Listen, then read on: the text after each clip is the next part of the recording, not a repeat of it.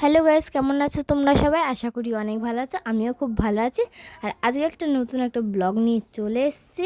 আর আজকে হচ্ছে সকাল সকাল স্নান ধান করে কালীতলায় পুজো দেবো। আমাদের এখানে একটা কালীতলা আছে, ওখানে পুজো দেবো।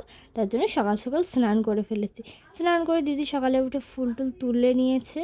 এই যে স্নান ধান করে এখন পুজো দিতে চলে এসেছি।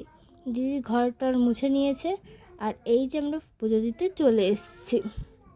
এবার আমি আর দিদি মিলে ফুলগুলোকে ভালো করে সাজিয়ে নেব। তো এই যে হচ্ছে ঠাকুর, এখানে শিব ঠাকুর আছে, কালী ঠাকুর আছে, আরও দুটো ঠাকুর আছে, আমি ঠিক নামগুলো জানি না।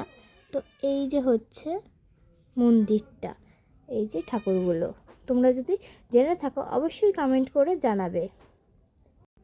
তো আর একবার ঠাকুরগুলোকে দেখিয়ে দিচ্ছি কি কি ঠাকুর আছে।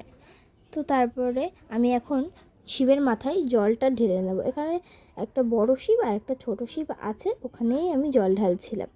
তো এই যে দিদির ঢালার পরে দিদি ক্যামেরা ধরে দিচ্ছিল, তারপর আমি ঢালছিলাম, তারপর আমি একটু পুজো দিয়ে দিচ্ছিলাম। এবার বাড়ি এসে খাওয়া দাওয়া করতে বসে পড়েছি। ডাল, আলু ভাজা আর বড়া ভাজা আর ট্রেন্সের পেপার দিয়েছিল, ছবি আঁকছিলাম। ভিডিওটা এই পর্যন্ত। ভিডিওটা ভালো লাগলে like, comment, share and subscribe করে দেবে। টাটা সবাইকে।